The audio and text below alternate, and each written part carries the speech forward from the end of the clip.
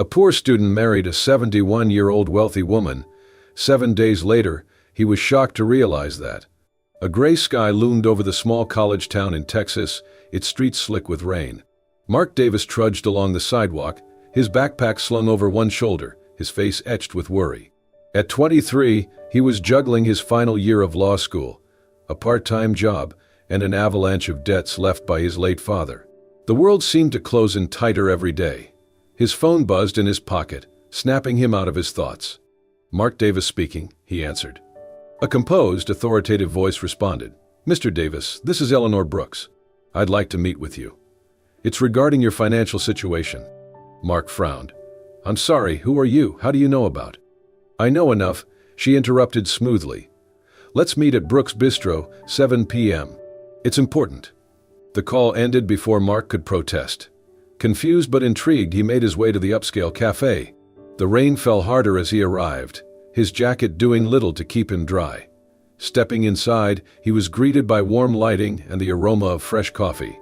At a corner table sat Eleanor Brooks, a striking woman with silver hair styled impeccably, dressed in a tailored suit that radiated wealth. "Mark," she greeted, gesturing for him to sit. Her tone was calm yet commanding. Mark hesitated before taking the seat opposite her. "Mrs. Brooks, what's this about?" "Straight to the point." "Good," she said, sipping her tea. "Mark, I know about your debts. The ones your father left behind. I know you're barely scraping by. I'm here to offer a solution." Mark's brows furrowed. "And what would that be?" She set down her cup, her piercing blue eyes meeting his. "Marry me." The words hung in the air, heavy and surreal. Mark blinked, sure he'd misheard. "Excuse me." "You heard me," she said, her voice steady. "This isn't about romance. It's a business arrangement. I'll pay off all your debts, ensure your financial security, and in return, you'll be my husband." Mark let out a disbelieving laugh. "You're serious? Why me? You don't even know me." Eleanor leaned forward slightly. "Exactly. You're young, unattached, and desperate enough to consider this. I don't need love, Mark. I need a companion. Someone to share my name, my estate, and nothing more. Think of it as a contract." Mark shook his head, his mind racing. "This is insane. What's in it for you?" Her expression softened for the first time. "I've spent my life alone, Mark. I have no children, no family left. I want companionship, even if it's just for appearances. And I want control of my legacy. A husband will help solidify that." He stood abruptly, the chair scraping the floor. "I can't, I need time to think." "Of course," she replied coolly. "But don't take too long. The offer doesn't stand forever." Mark walked home in a daze, the rain soaking through his clothes. That night he sat at the kitchen table with his mother, her pale face etched with worry. The cost of her treatments had drained them both, and his younger sister's tuition loomed like a dark cloud. "Mark," his mother said softly, after he explained Eleanor's proposition, "I know it sounds unthinkable, but if she's willing to help, maybe it's worth considering." Mark stared at his hands, torn between his pride and his desperation. "You're asking me to marry a woman I don't love, just to solve our problems?" "I'm asking you to save yourself," she said, her voice trembling. "To save us." The following morning, Mark returned to the bistro. Eleanor was already there, her demeanor as calm and composed as before. "You've decided?" she asked, not looking up from her tablet. Mark took a deep breath. "I'll do it." She smiled faintly, setting down her tablet. "Good. The arrangements will be made immediately." A week later, Mark stood in a small courthouse, dressed in a suit Eleanor had provided. The ceremony was quiet, witnessed only by Eleanor's lawyer and a notary. As they exchanged vows, Mark couldn't shake the unease in his chest. When the officiant pronounced them husband and wife, Eleanor turned to him with a smile that didn't quite reach her eyes. "Welcome to your new life, Mr. Davis." As they left the courthouse, rain drizzling once more, Mark looked at his reflection in a puddle and wondered, have I just saved my family or sold my soul? The gates to Eleanor Brooks' estate creaked open as Mark's cab rolled up the long driveway. The house loomed ahead, a sprawling mansion that could easily pass for a museum. Its towering columns and pristine stone facade exuded old money, but its windows seemed dark and lifeless. Mark stepped out, suitcase in hand, feeling like a visitor in someone else's dream, or perhaps nightmare. Eleanor greeted him in the foyer, her demeanor as polished as ever. "Welcome, Mr. Davis," she said, the formal address sending a shiver down Mark's spine. I trust you'll find everything to your satisfaction. Dinner is at 7. He nodded mutely, following a housekeeper who led him to his room. It was opulent, with a king-sized bed, antique furnishings, and floor-to-ceiling windows that overlooked manicured gardens. Despite its luxury, the room felt cold, as if untouched by human warmth. That evening, Mark sat stiffly at the long dining table. Eleanor was at the other end, dressed impeccably in a silk blouse and pearls. The food was extravagant, prepared by a chef he hadn't seen yet, served by staff who moved silently. "I trust you're settling in," Eleanor said, cutting into her filet mignon with surgical precision. "It's different," Mark replied cautiously. "This place is huge. Feels like I'll get lost." Eleanor smirked. "You'll get used to it. Or you won't. Either way, you're here." Mark bristled at her bluntness. "You didn't mention much about your late husband before." Eleanor's knife paused mid-cut. She dabbed her mouth with a napkin before speaking. "He was a businessman, like your father. Their paths crossed once or twice." Her tone darkened. "But as you might imagine, not all encounters end well." Mark's pulse quickened. "What do you mean?" She looked at him, her eyes sharp. "Let's just say, unfinished business has a way of lingering." She picked up her glass of wine. "But that's in the past. You'll soon understand why I chose you." Her cryptic words left Mark uneasy. After dinner, he wandered the halls of the estate. The house was eerily quiet, save for the faint creak of floorboards underfoot. He passed several locked doors, their brass handles gleaming in the dim light. Each one seemed to whisper secrets he wasn't meant to know. As the days passed, Mark grew more unsettled. The staff avoided eye contact, speaking in hushed tones when they thought he wasn't listening. He overheard snippets of conversations that made his stomach twist. Why him? Does he even know? She never does anything without a reason. He'll figure it out eventually. They always do. One evening, while pacing the library, Mark noticed Eleanor's desk. Papers were strewn across its surface, along with a small, ornate key. It gleamed under the desk lamp, its intricate design catching his eye. His gaze darted around the room. No one was there. Heart pounding, he reached for it. The key was heavier than he expected, cool to the touch. Mark's mind raced. Could this be for one of the locked doors? He glanced toward the hallway, where shadows danced against the walls. His breath quickened as he slipped the key into his pocket. That night, lying in his luxurious but suffocating room, Mark turned the key over in his hands. A million questions swirled in his mind, but one loomed above all. What is Eleanor hiding, and why had she really chosen him? The mansion was shrouded in stillness when Mark crept down the hall. The key felt like a lead weight in his pocket, its cool surface pressing against his thigh. His pulse quickened as he approached the door he had noticed earlier, its ornate handle gleaming faintly in the moonlight streaming through the windows. Glancing over his shoulder, Mark turned the key in the lock. The soft click reverberated in the silence, sending a chill down his spine. Slowly, he pushed the door open. The room was a time capsule, frozen in another era. Dusty furniture and faded wallpaper surrounded him. Photographs in tarnished silver frames lined a table, their images capturing happier times, Eleanor as a young woman, a man who must have been her late husband, and another couple Mark didn't recognize. But it was the stack of papers on the desk that caught his attention. Mark flipped through them, his eyes widening. Legal documents detailed failed business deals between Eleanor's husband and Mark's father. A particular letter, written in sharp, slanted handwriting, accused Mark's father of fraud. "You ruined everything. My family was left with nothing because of your lies." His breath hitched when he noticed the last page, a marriage license. His name and Eleanor's stared back at him, stark against the paper. It was dated weeks before the wedding, far earlier than he'd known. On the desk lay an old leather-bound diary. Mark hesitated, then opened it.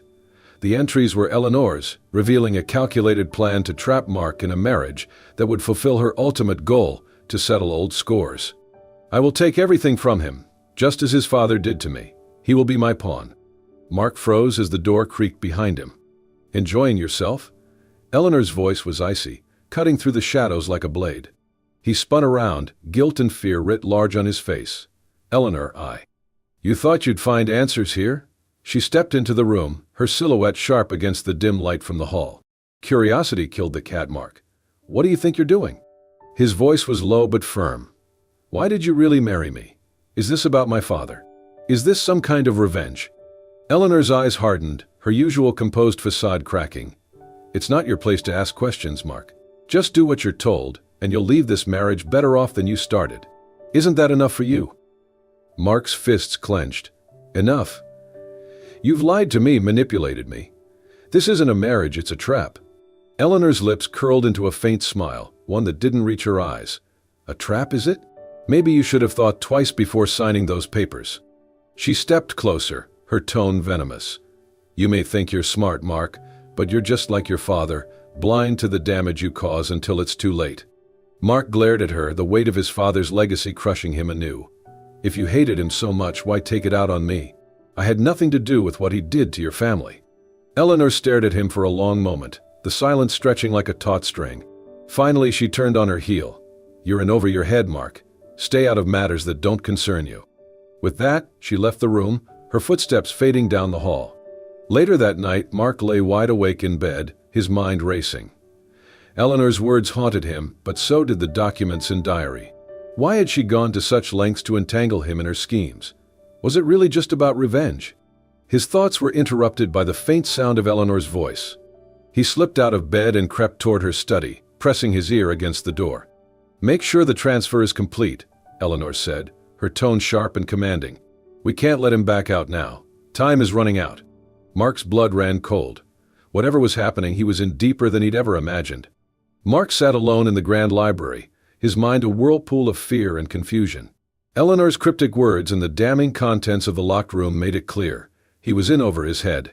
The once imposing estate now felt like a gilded prison, its luxurious trappings concealing dark secrets. That evening, Mark approached Mr. Harris, the estate's head butler, a man whose calm demeanor suggested he'd seen and heard more than he let on. Mark, Mr. Harris, I need your help. Something isn't right here. The older man regarded him with a steady gaze, his hands clasped behind his back. Mr. Harris, I was wondering how long it would take before you came to me. Mark, you know something, don't you? About Eleanor, about all of this. Mr. Harris hesitated before speaking. You're not the first young man to be drawn into Eleanor's world, Mark. She's clever, resourceful, and ruthless when it comes to her goals. My advice? Watch your back. Mark's chest tightened. Why are you still here if you know what she's capable of? Mr. Harris's expression softened, a flicker of regret passing across his face. Some of us don't have the luxury of walking away. Determined to find a way out, Mark began devising a plan.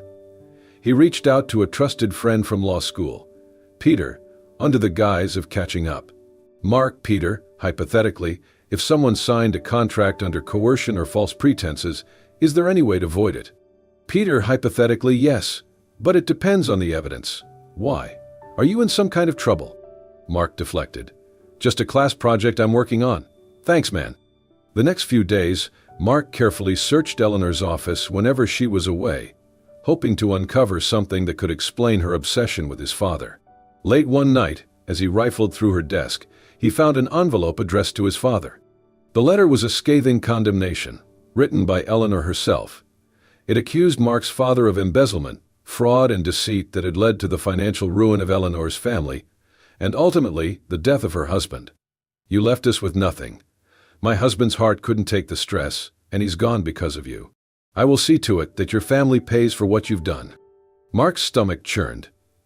Eleanor's actions weren't just about reclaiming her fortune, they were about revenge, fueled by years of pain and anger. Returning the letter to its hiding place, Mark resolved to act. He couldn't allow Eleanor to use him as a tool for her vendetta. That night he began mapping out possible escape routes from the estate. But Eleanor's sharp instincts caught wind of his unease. The next morning she found him in the breakfast room, her icy presence cutting through the quiet. Eleanor, you've been busy, haven't you? Mark froze, his spoon halfway to his mouth. I don't know what you're talking about. Eleanor smiled coldly. Don't play coy with me, Mark.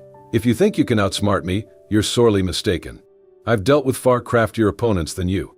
Mark swallowed hard, trying to keep his voice steady. I don't know what you're accusing me of, but I'm not doing anything wrong. Eleanor leaned closer, her voice dropping to a venomous whisper. If you betray me, you'll wish you hadn't. Remember that. She straightened and left the room, leaving Mark to grapple with the growing realization that escape might be more dangerous than staying. But staying meant surrendering his life to Eleanor's twisted plans, a fate he refused to accept. The air in the estate felt charged as Mark paced the library, the weight of his discovery pressing heavily on his shoulders. The private investigator he'd quietly hired had just left, confirming the devastating truth. Eleanor's late husband, Harold Brooks, had been swindled by Mark's father in a fraudulent real estate deal that stripped the Brooks family of their fortune. Harold's death from a heart attack soon after was the final blow, leaving Eleanor embittered and determined to exact revenge. Eleanor's proposal to marry Mark had been more than a calculated plan to settle scores. It was a way to make his family suffer, even from beyond the grave. Mark clenched his fists, anger coursing through him. How could she blame him for his father's sins? But as much as he resented Eleanor's actions, he couldn't deny the pain that had driven her. That evening, Mark met his law school friend Peter in secret. With Peter's help, he compiled the evidence he had collected from Eleanor's office and the investigators' findings. Among the documents, they discovered Eleanor's involvement in current business dealings that bordered on illegal, shady partnerships and falsified reports designed to rebuild her empire at any cost. Peter, Mark, this is enough to take her down, but you need to be careful. If she realizes you're onto her, there's no telling what she might do. Mark nodded grimly. She's already done enough damage. It's time to end this. The next morning, Mark waited in the grand sitting room, the evidence tucked securely in his bag. When Eleanor finally entered, her icy composure intact, he stood to face her. "Mark, we need to talk." Eleanor raised an eyebrow, her tone clipped. "Is that so? What could possibly be so urgent?" Mark's voice was firm as he pulled out the documents. "I know everything. About my father, about Harold, about what you've been doing to rebuild your fortune." For the first time, Eleanor's calm exterior faltered. Her eyes flicked to the papers in Mark's hand. "Eleanor, you've been snooping again, haven't you? Do you even understand what your father did to my family?" Mark stepped closer, his voice rising. "I understand that he wronged you, but what about the people you've hurt along the way? What about me? I didn't do anything to deserve this." Eleanor's jaw tightened. "And my family deserved to lose everything. My husband deserved to die of stress and heartbreak, while your father lived comfortably. Don't talk to me about fairness, Mark." Mark's hands shook as he held up the evidence. "Revenge won't bring him back, Eleanor. And it won't undo what happened. You've spent your life consumed by this, hurting innocent people, ruining lives. When does it end?" Eleanor's shoulders sagged slightly, and for a fleeting moment, Mark thought he saw something close to regret in her eyes. "Eleanor, softly, you remind me of him, you know? Harold. That same fire, that same stubbornness. I didn't expect to feel anything for you, Mark. But here we are." Mark hesitated, caught off guard by her admission. "If you really feel that way, then stop this. Let it go before it's too late." But before Eleanor could respond, the sound of car tires crunching on gravel echoed through the estate. Moments later, uniformed police officers entered the room, followed by Peter. "Officer, Eleanor Brooks, we have a warrant for your arrest. You're being charged with multiple counts of fraud and conspiracy." Eleanor's face hardened as she looked from the officers to Mark. "Eleanor, you called them." Mark met her gaze, his voice steady. "You left me no choice." As the officers led Eleanor away, she turned back to Mark one last time. "Eleanor, you may think you've won, Mark, but revenge isn't so easily undone. Be careful it doesn't consume you too." Mark watched her go, a mixture of relief and sadness washing over him. He had exposed the truth and protected himself, but the weight of Eleanor's parting words lingered. Was she right? Would the shadow of their shared past ever truly fade? The gavel's sharp bang echoed through the courtroom, signaling the end of Eleanor Brooks's trial. Mark sat silently in the back row, watching as the once commanding woman he had married faced the consequences of her actions. Despite everything, his testimony had helped reduce her sentence. He hadn't done it out of sympathy but out of a deep understanding of the complexities of their shared story. Eleanor turned briefly in her seat, her gaze meeting Mark's. For the first time, there was no trace of the cold calculation that had defined her before. Instead, she offered a faint, almost apologetic nod. Days later, Mark was summoned to the estate one final time. The grand house, once intimidating and isolating, now felt empty. Eleanor had arranged for him to receive the property's deed. The estate lawyer handed Mark a letter in Eleanor's elegant handwriting. "It was never about the money, Mark. It was about closure. Harold deserved justice, but I lost sight of what truly mattered. You've shown me something I thought I'd forgotten, the capacity to move forward. This estate is no longer a monument to my pain. It can be something more. Use it well." Mark sold the estate, a decision that came easily. Its grandeur had been a gilded cage for both him and Eleanor. The proceeds allowed him to pay off his family's debts, finally freeing his mother from the shadow of his father's mistakes. With the remainder of the funds, Mark established a scholarship fund in Harold Brooks's name. It was a way to honor the man who had unknowingly become a casualty in the feud between two families. Mark's return to law school felt like a homecoming. This time, he was more determined than ever to use his education for good. He interned